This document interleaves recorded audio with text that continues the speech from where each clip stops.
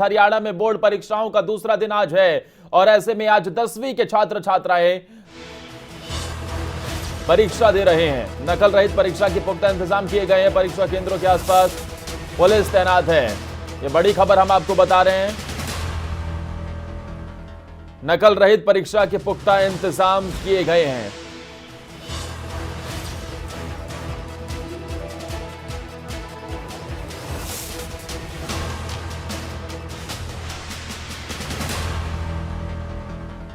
का दूसरा दिन है। आज 10वीं के छात्र छात्राएं परीक्षा देंगे और इसको लेकर पुख्ता इंतजाम किए गए हैं। परीक्षा केंद्रों के आसपास पुलिस बल की तैनाती भी की गई है। पेपर में नकल ना हो, इसके लिए विशेष तौर पर ध्यान रखा गया है। और इस बड़ी खबर पर ज्यादा जानकारी के साथ पानीपत से हमारे संवाददाता प्रदीप रेडू फोन लाइन सीधा जुड़े हुए हैं हमारे साथ। प्रदीप, जिस तरीके से एग्जाम आज होना है 10वीं के छात्र छात्राओं का, इसके किस तरीके के इंतजाम पानीपत में फिलहाल दिख रहे हैं?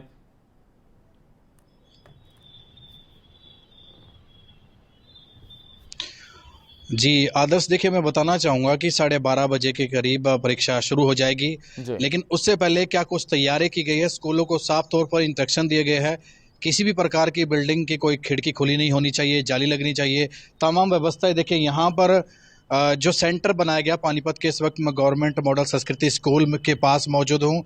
यहाँ पर सुरक्षा के तौर पर अभी कुछ देर बाद पुलिसकर्मी पहुँच जाएंगे, लेकिन उससे पहले शिक्षा विभाग के अधिकारी कर्मचारी यहाँ पर मौजूद है। किसी प्रकार की कोई असामाजिक तत्व आसपास ना फटके, उसको लेकर जगह जगह पर कर्मचारी भी, अधिकारी भी तैनात कर दिए गए। तो सेंटर में हूँ तो यहाँ इनसे जानना चाहेंगे सर, किस प्रकार की तैयारियाँ यहाँ पर की गई है, क्योंकि नकल रहित परीक्षा करवाने की सरकार ने दावे। बोर्ड की तरफ से हमें जो इन्फॉर्मेशन मिली थी, निर्देश मिले थे कि खिड़कियाँ दरवाजे जहाँ ठीक कर दिए जाएँ, वो ठीक करवा दिए गए हैं। और पुलिस की व्यवस्था के लिए सेंटर सुपरिटेंडेंट ने चौकी इंचार्ज को इन्फॉर्म कर दिया था। डेट शीट उनको साथ में दे दी गई थी। तो डेट शीट के अनुसार कल जैसे 12th का एग्ज़ाम था तो पुलिस वाले अपना आ गए थे। वो उधर से एंट्री किसी को करने नहीं देते, मेन गेट से उधर रोक देते हैं वह आउटसाइडर्स को। और बाकी ठीक ठाक एग्ज़ाम कल भी चला था। आज 10th क्लास का एग्ज़ाम है। तो परीक्षा 12:30 बजे, 12:30 पे या 12 बजे एंट्री होगी। और मेन गेट से ही बच्चों को रोक देते हैं, उधर से आउटसाइडरों को अलाउड नहीं करते। सिर्फ जिनके पास एडमिट कार्ड होते हैं उन्हीं को अलाउ करते हैं।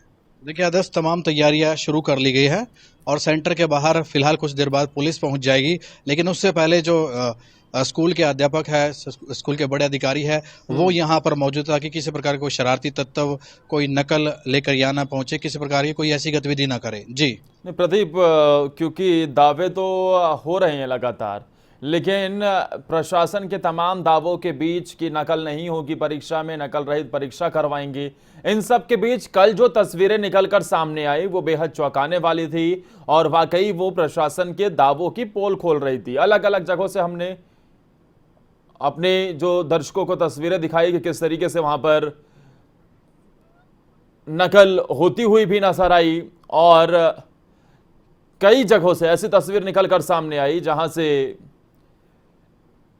नकल करवाई जा रही थी। खिड़की के जरिए से स्कूल के अंदर से सेंटर में जिस तरीके से तमाम दावों के बाद भी काफी जगह ऐसी तस्वीरें देखने को मिली जहां नकल होती हुई दिखाई थी।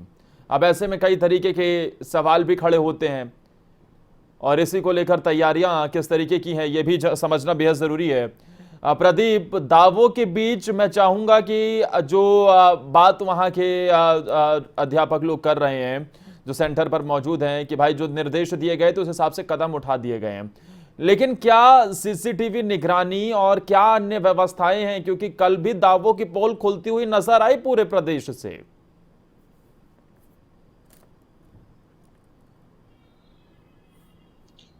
जी आदर्श, देखिए ये हालांकि तमाम तैयारी कर ली है, लेकिन एक सबसे बड़ी जो चूक हर बार दावे किए जाते कि सीसीटीवी, हालांकि वो यहाँ पर जो कहा गया था वो नहीं है। सीसीटीवी की व्यवस्था नहीं की गई है। अगर सीसीटीवी की व्यवस्था होती तो देखिए तमाम संदिग्ध गतिविधियों पर नज़र रखी जाती थी, लेकिन मैं यहाँ पर मौजूद हूँ। यहाँ पर तमाम व्यवस्था है, सिक्योरिटी को लेकर भी, खिड़कियों को लेकर भी, आउटसाइडर को नहीं आने देंगे। लेकिन एक सबसे बड़ी समस्या जो बिल्डिंग में ही यहाँ पर मैं दिखाना चाहूँगा कि सीसीटीवी कैमरे की व्यवस्था नहीं की गई है। जिस प्रकार से हरियाणा शिक्षा बोर्ड ने कहा था कि प्रत्येक सेंटर पर सीसीटीवी लगाया जाएगा ताकि नकल जो कर रहा है स्टूडेंट, अगर परीक्षा में बैठा हुआ स्टूडेंट भी नकल करता है तो वो पकड़ा जाएगा। एक व्यवस्था यहाँ पर कम ही नज़र आ रही है। तो हम यहाँ पर अधिकारियों से पूछते सर, सीसीटीवी की व्यवस्था नहीं है, उसको लेकर क्या कोई निर्देश दिए गए थे? नहीं, हमें तो इस बारे में कोई निर्देश नहीं मिले थे। बाकी हमारे स्कूल में तो पहले सीसीटीवी थे, सब रूम्स में थे, लेकिन बिल्डिंग जो डिमोलिश हो गई थी, अब नई बिल्डिंग बनेगी तो उसमें दोबारा से फिर लगा दिए गए हैं जाएंगे, क्योंकि जो खर्चा भी होता है उसको शिफ्टिंग करने का, तो इसलिए हमारे स्कूल में पहले थे सीसीटीवी, लेकिन अब सीसीटीवी नहीं है। तो देखिए नई इन्होंने ये कहा प्रदीप, कि नई जरा बिल्डिंग उनसे पूछिए कि इस बनेगी। स्कूल में लगभग कितने छात्र छात्राएं परीक्षा देने के लिए पहुंच रहे हैं?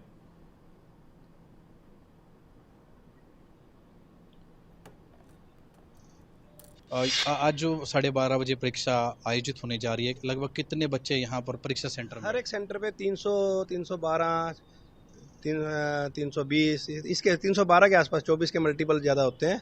बाकी थोड़े बहुत कम ज़्यादा 5-10 कम ज़्यादा हो जाते हैं, इतने ही बच्चे 300 के आसपास बच्चे होते हैं। जी देखिए, हमें ज़्यादा इसके बारे में मालूम नहीं है। जी देखिए 350 के करीब 312 की संख्या रखी गई है बिल्कुल। प्रत्येक सेंटर पर।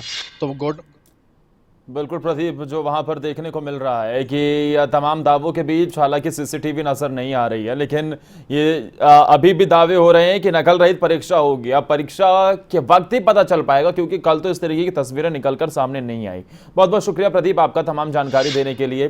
तो दावे हो रहे हैं क्योंकि आज 10वीं के बच्चों की परीक्षा है, छात्र छात्राएं परीक्षा देंगे, लेकिन इन सब के बीच जो प्रशासन की तरफ से कहा गया है कि इस एग्जाम को नकल रहित बनाना है और बिल्कुल भी एग्ज़ाम में नकल नहीं होगी, उस दिशा में कदम उठाए जाने की बात कही है। लेकिन क्या दावों की असली हकीकत वही होगी, या फिर जिस तरीके से कल तस्वीरें निकलकर सामने आई जो हैरान करने वाली थी, काफ़ी सेंटर्स में देखने को मिला कि नकल हो भी रही थी, नकल करवाने के लिए वहां पर काफ़ी संख्या में लोग भी मौजूद थे। कैसे एंट्री हुई, किसकी चूक हुई, ये कई बड़े सवाल खड़े करती हैं। और सवाल तो ये भी है कि जब कैमरे में उन लोगों की तस्वीरें कैद हुई तो उसके बाद अब क्या प्रशासन की तरफ से कोई कदम उठाया जाएगा, क्या उन पर किसी तरीके की कार्रवाई होगी? क्योंकि छात्रों के भविष्य के साथ ये खिलवाड़ है। जो छात्र पूरे साल मेहनत करते हैं, तो वहीं नकल के चक्कर में रिजल्ट में भी कहीं ना कहीं कुछ अलग ही देखने को मिलता है। अब ऐसे में छात्रों की परेशानी है। वैसे भी लगभग बीते 2 साल से ऑनलाइन एग्जाम हो रहे थे, एजुकेशन सेक्टर पर एक बहुत बड़ा असर पड़ा है। और अब हमारे साथ हमारे संवाददाता फरीदाबाद से अनिल राठी सीधा जुड़े हुए हैं। अनिल के पास चलते हैं। अनिल, फरीदाबाद में किस तरीके की तैयारियां हैं? 10वीं के छात्र छात्राओं की बोर्ड की परीक्षाएं हैं 12:30 बजे से।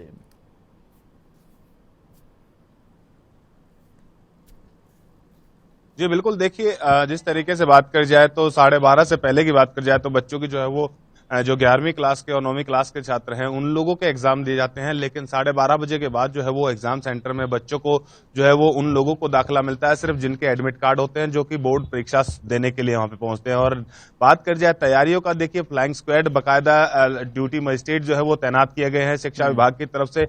लगभग जो है वो 17 से 18 जो है वो फ्लाइंग स्क्वाड तैयार की गई है और तमाम उन सेंटरों के ऊपर जाकर के जो है वो निरीक्षण करते हैं और बाकायदा जो गाइडलाइन दी जा रही है, जिस तरीके से कोरोना महामारी के बाद जो है वो पहला एग्जाम है जो कि फिजिकली बच्चे देने के लिए यहाँ पे पहुंच रहे हैं, और जिस तरीके से पहले ऑनलाइन कक्षा के माध्यम से जो है वो ये लोग एग्जाम देते थे, तो कहीं ना कहीं अब जो है वो काफी अंतराल हो गया है इस पूरे मामले को लेकर के। लगभग 2 साल से बच्चे जो है वो घर से ही ऑनलाइन काम कर रहे थे, लेकिन अब जो है वो फिजिकली आ रहे हैं, यहाँ पे पेपर देने के लिए आ रहे हैं, तो कहीं ना कहीं बच्चों के अंदर भी उत्साह है, अपने फ्रेंड सर्कल में मिल रहे हैं। और तमाम वो गाइडलाइन जिस तरीके से कोरोना महामारी की गाइडलाइन है, चाहे बात कर जाए सैनिटाइजर की या मास्क की, तमाम वो जो है वो फॉलो करने के लिए यहाँ पे स्कूल प्रबंधक ने पूरे तरीके से तैयारी कर रखी है। जी अनिल, किस तरीके के खास दिशा निर्देश, और 2 साल बाद जब ये ऑफलाइन परीक्षा हो रही है तो कितनी बदली हुई नजर आ रही है? क्या कोई खास तरीके की गाइडलाइन और कुछ बदला हुआ स्वरूप भी नजर आ रहा है?